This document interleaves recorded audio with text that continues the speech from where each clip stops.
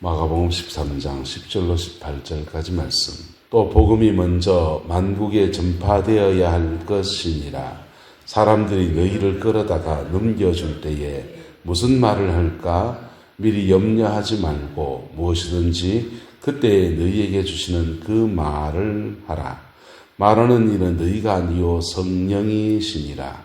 형제가 형제를, 아버지가 자식을 죽는 데 내주며 자식들이 부모를 대적하여 죽게 하리라. 또 너희가 내 이름으로 말미암아 모든 사람에게 미움을 받을 것이나 끝까지 견디는 자는 구원을 받으리라. 멸망에 가져간 것이 서지 못할 곳에 선 것을 보거든 잃는 자는 깨달을진저 그때에 유대에 있는 자들은 산으로 도망할지어다. 지붕 위에 있는 자는 내려가지도 말고 집에 있는 무엇을 가지러 들어가지도 말며 밭에 있는 자들은 겉옷을 가지러 뒤로 돌이키지 말지어다. 그날에는 아이 뵌 자들과 젖먹이는 자들에게 화가 있으리로다. 이 일이 겨울에 일어나지 않도록 기도하라. 주님께서는 AD 70년에 일어날 로마의 티투스 장군에 의해서 예루살렘이 유대 나라가 완전히 다시 멸망당할 바벨론 포로기, 그 다음에 페르시아의 포로기, 헬라의 포로기, 로마의 포로기를 유대 나라가 지금 지나왔는데 그들이 신랄같이 붙들고 있었던 것은 다윗의 자손이 와서 이 식민지 상황을 해방시켜 줄 것이라고 믿었습니다. 그 믿음에 로마의 티투스 장군에 의해서 박살나고 이스라엘은 완전히 흩어지게 됩니다. 흩어지게 되는데 흩어지게 될 때를 대비해서 주님이 말씀을 해주고 있습니다. 그 말씀을 해주시는데 이 종말, 예수님이 다시 오시는 재림의 종말과 AD 70년에 일어날 이 난리, 유대 나라의 그 대멸망이라고 하는 이것을 두 가지 사건을 겹쳐서 말씀해 주고 있어요. 그래서 이 두 가지 사건은 준비하는 것이 조금 비슷하기도 하고 조금 달라지기도 합니다. 선지자들은 초림과 재림이라고 하는 것을 이 산을 이렇게 멀리서 보고 있으면 한쪽 산과 이쪽 산이 이렇게 겹쳐 보입니다. 구약시대에 소선지서, 대선지서, 선지자들이 백성의 죄를 책망하고 또 들어가서 중보하고 하는 중보기도도 하지만은 회개하지 않는 백성들을 향해서 하나님 앞에 중보기도 하고 중보기도 할 때 하나님이 미래를 열어서 소망을 열어주시는 것들을 경험하겠습니다. 그리고 바벨론 포로기에 끌려가고 있는 주의 백성들에게 주의 나라가 회복되어지는 소망에 대해서 이야기를 해 주었어요. 그것이 재림에 대한 이야기도 있고 초림 예수에 대한 이야기도 있습니다. 이 두 가지 사건이 막 뒤섞여서 나오고 있습니다. 근데 선지자에 따라서 재림 예수님에 대한 얘기가 스가랴서 이런 데는 좀 더 많이 나오고 초림 예수님에 대한 얘기가 이사야서에 좀 더 많이 나오고 이렇게 조금 달라지긴 하지만은 이 두 가지 사건이 막 뒤섞여 있는 겁니다. 뒤섞여 있다 보니까 이스라엘 백성들은 선지자의 말씀을 읽으면서 예수님이 메시아가 오시면 재림하시는 예수님이 오시는 것처럼 그렇게 이해했습니다. 재림의 주님은 이스라엘 나라를 회복하고 천년왕국을 역사를 만들어가고 하나님의 위대한 통치의 역사를 풀어가는 왕중의 왕이시거든. 그분이 오시는 것으로 이해하다 보니까 초림의 예수님을 그분이 오신 뜻을 이해하지 못합니다. 제자들도 잘 몰랐어요. 그런데 초림 예수님을 정확하게 알아본 사람이 있습니다. 그 사람은 바로 세례자 요한입니다. 세례 요한은 예수님에 대해서 이렇게 말했어요. 세상 죄를 지고 가는 하나님의 어린 양이로다. 이거는 초림하신 예수님, 순환의 예수님에 대한 이야기입니다. 순환의 예수님에 대한 이야기는 주로 이사야서가 많이 예언을 해두었습니다. 그리고 재림하신 예수님에 대한 얘기는 스가랴서가 주로 많이 얘기했습니다. 다니엘서가 주로 많이 얘기했습니다. 이 두 가지가 근데 겹쳐 있는 거예요. 그래서 이렇게 멀리서 보면은 한쪽에서 이렇게 보여지는데 예수님도 지금 이스라엘 나라의 멸망과 당신의 재림이라고 하는 두 가지 사건을 한 축에서 이렇게 보면서 막 뒤섞어 놓고서 말씀해 주고 있어요. 그래서 이 말씀 중에 어떤 것은 AD 70년에 이스라엘 나라의 멸망에 관한 얘기이고 어떤 것은 재림에 관한 얘기인데 동일하게 준비해야 될 것은 뭐냐? 한번 따라합시다. 하나님 앞에 정결. 하나님 앞에 정결이라고 하는 것은 동일하게 준비해야 될 마음의 준비예요. 영혼의 정결이라고 하는 것. 그래서 근데 재림의 주님을 맞이하는 것은 전 우주적인 것이기 때문에 피할 수가 없어요. AD 70년에 로마의 티투스 장군에 의해서 이스라엘 나라가 멸망을 당하는 것은 그건 피할 수 있을까요? 없을까요? 피할 수 있죠. 예루살렘에 있지 않으면 됩니다. 예루살렘 멸망당하니까 예루살렘에 있지 않으면 돼요. 성 밖으로 나오면 돼요. 그래서 AD 70년의 말씀, 일어난 사건들 앞에 이 말씀이 적용되어지는 것입니다. 자,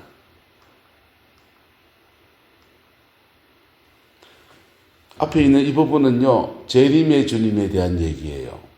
주님이 재림하실 때에 복음이 전파되는 여정 안에서 지금 사람들 넘겨주고 핍박받는 얘기들이죠. 그 다음에 그 위기 상황 속에서 주님이 복음 전파자와 함께 하시는 은혜들에 대한 얘기입니다. 그때 믿음을 끝까지 지켜라는 권면들이에요. 그 다음은요, 14절부터는요, 멸망에 가정한 것이 서지 못할 곳에 선 것을 보거든. 멸망에 가정한 것. 예루살렘 성전에 멸망에 가정한 것이 서지 못할 곳에 선 것을 보거든. 잃는 자는 깨달을진저 그때 유대에 있는 자들은 어디로 도망할지어다. 산으로 도망할지어다 했어요. 예루살렘의 AD 70년에 이스라엘의 그 독립운동이 왜 일어나느냐. 로마의 황제가 바뀌었습니다. 그리고 그 황제가 자기가 지배하는 나라 모든 신전마다 자신의 흉상을 세우도록 했습니다. 다른 나라는 네 했습니다. 왜냐하면 다신교 나라들이었기 때문에 불교상, 부처상 옆에다가 예를 들면은 로마의 그 황제의 새로운 흉상을 세우는 것은 별다른 문제가 아니었습니다. 그러나 유대 나라는 달랐어요.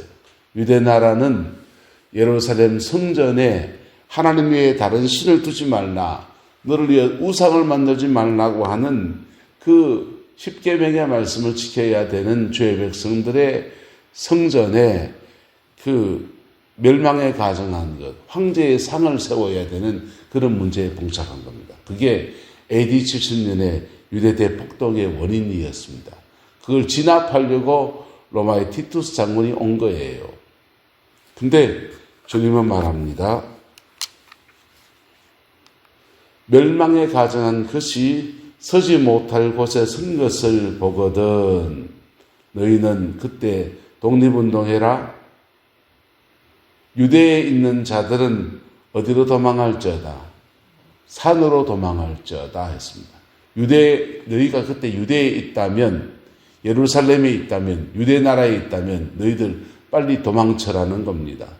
그 산이라고 했습니다. 어느 산인지 모르지만 어쨌든 피할 곳으로 피하라는 얘기예요. 이거는 종말에 관한 얘기가 아니에요. 이거는 AD 70년에 대한 예언의 말씀입니다. 예언의 말씀이고 피하라고 했고, 이 말씀에 따라서 초대교회는, 예루살렘에 있는 초대교회는 AD 70년에 티투스 장군이 쳐들어왔을 때, 그때 이 말씀에 근거해서 성을 빠져나와서 결사항전하는 그들과 이별하고 산으로 도망한 사람들이 첫 번째 부류였습니다. 두 번째 부류들은 거기에 유대인들과 함께 유대 종파운동 안에서 같이 움직이는 분들은 항전운동을 펼쳤습니다. 항전운동을 펼치다가 이게 예루살렘으로 압박이 너무 심해지니까 지도자를 세우는데 구심점을 삼으려고 그 유대 폭동을 일으킨 사람들이 우리 중에 한 명 메시아를 세우자 이랬어요. 우리 중에 한 명 그리스도를 세우자. 그래서 지도자를 세우는데 오늘 이 난국을 헤쳐나갈 그냥 장수 한 명을 세우자 이랬으면은 그리스도인들이, 기독교인들이 같이 동참했을지 몰라요. 근데 메시아를 세우자라고 하니까 다윗의 후손을 올 이분이 우리 메시아이다 하면서 다윗의 가문 가계 안에서 유다 지파의 종파 안에서 다윗의 가계 안에 여진 누구인지 모르지만은 그 사람을 지도자로 세웠습니다. 그럴 때 우리에게는 예수 그리스도가 메시아인데 왜 다른 메시아를 세우느냐 하면서 예루살렘에 남아있던 기독교인들의 대부분의 기독교인들은 성을 빠져나옵니다. 성을 빠져나와서 오늘 이 말씀에 있는 대로 유대에 있는 자들은 어디로 도망할지어다. 산으로 도망할지어다. 이 말씀 앞에 겸비했어요. 그래서 그들은 AD 70년의 멸망 가운데 떨어지지 않았습니다.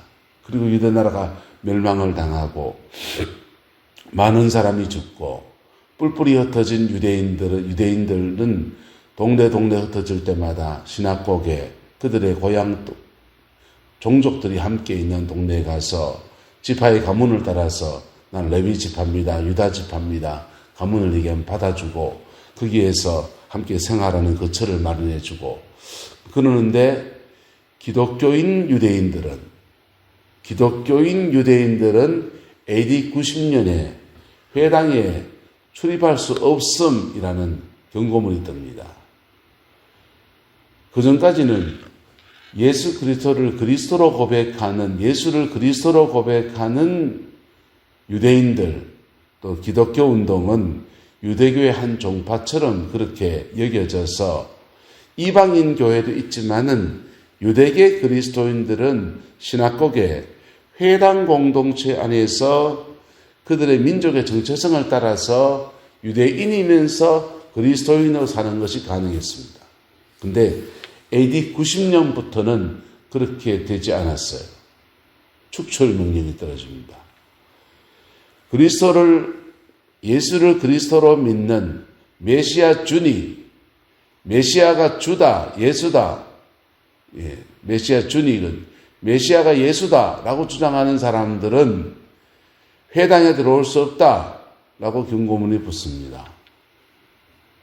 그 전통은 지금까지 유대인들에게 이어져 오고 있었습니다. 근데 그 원인이 왜 그랬냐? 우리나라가 멸망을 당할 때 너희들 비겁하게 너희들만 성 밖으로 도망갔지 않느냐라고 하는 것이었어요.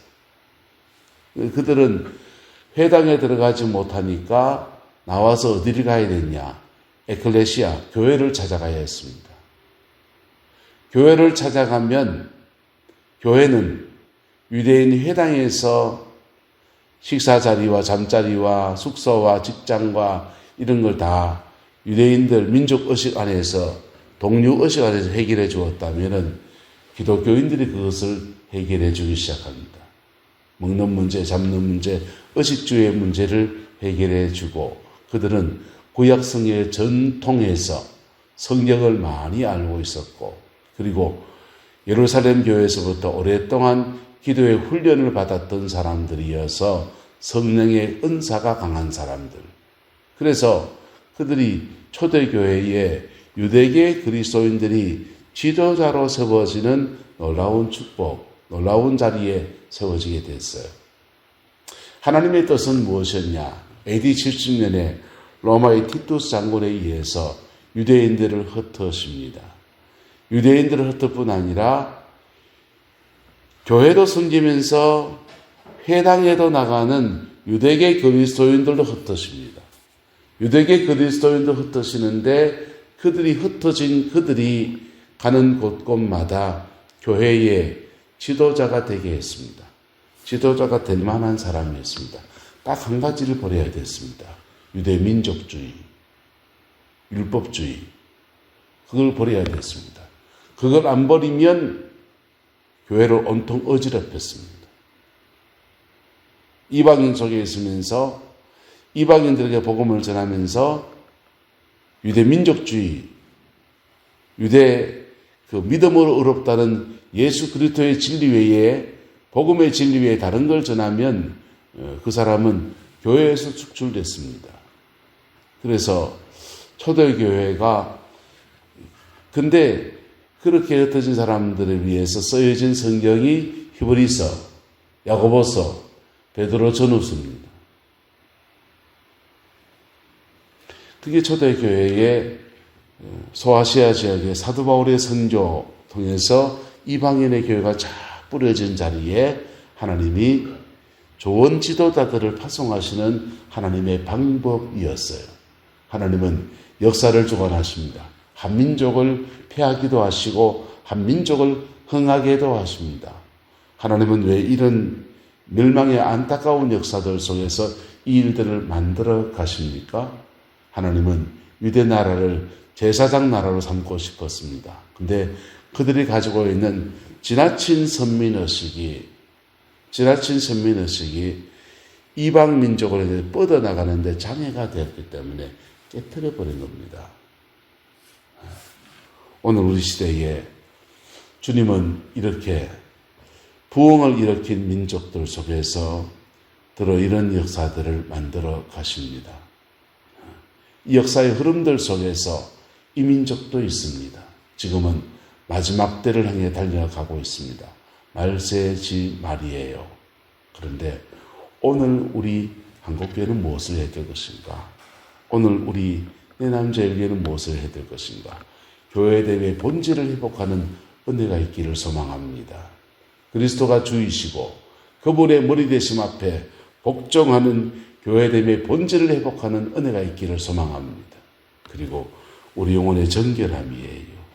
그리고 잃어버린 양을 자를 향해서 발을 뻗으시고 손을 뻗으시는 주님의 마음을 가지고 동네 속에서 세계 속에서 일방 속에서 각자의 삶의 자리 안에서 복음의 사람으로 서는 것입니다. 그럴 때 만약 그렇게 한다면 하나님은 역사의 비극을 유대민족에 허락하실 이유가 없어요. 역사를 주관해서 주님의 역사가 이 민족 가운데 선하게 풀어지기를 소망합니다. 기도하겠습니다. 좋으신 아버지 하나님, 주님의 은혜와 사랑을 감사합니다. AD 70년에 일어난 비극 앞에서 우리가 주님 앞에 겸비합니다. 주님의 얼굴을 겸손하게 구하고 주님의 자비를 겸비하게 간구합니다. 이 나라의 백성 속에서 하나님, 이 마지막 때를 향해 가는 여정 안에 이 민족에 다시금 부흥을 주시고 다시금 기회를 주시기를 간청합니다. 성령님, 이 민족을 덮어주셔서 이른 비 주셨듯이 늦은 비 주셔서 복음의 놀라운 역사와 소명을 이루어내게 축복하여 주옵소서. 저희는 내남 땅에 있습니다. 이 이조리 동네에 아버지 하나님, 이 제시 가문 집성촌 속에 십자가의 피 묻은 복음이 복음되어지는 은혜가 있게 주장하여 주시고 온 성도 온 백성들이 한 마음이 되고 한 뜻이 되어서 주님의 뜻을 받드는 믿음의 공동체로 우리 교회를 축복하여 주옵소서. 이들을 어떻게 양육하고 어떻게 세워가야 될지 하나님 우리에게 지혜도 주시고 영역도 주시고 말씀도 주시고 은사도 주셔서 복음의 깊은 것들을 함께 나누며 함께 세워가는 은혜가 있게 하옵소서. 우리 성도님들 가운데서 여러 가지 질병과 곤궁함 속에 있는 성도님들 계십니다. 하나님, 주의 만지심 있게 하시고 하나님의 평강이 머물러 서게 우리 하나님 주장하여 주옵소서. 여호와께서 한없는 은혜와 사랑으로 함께해 주시기 원합니다. 예수님 이름으로 축복하며 기도드리옵나이다. 아멘.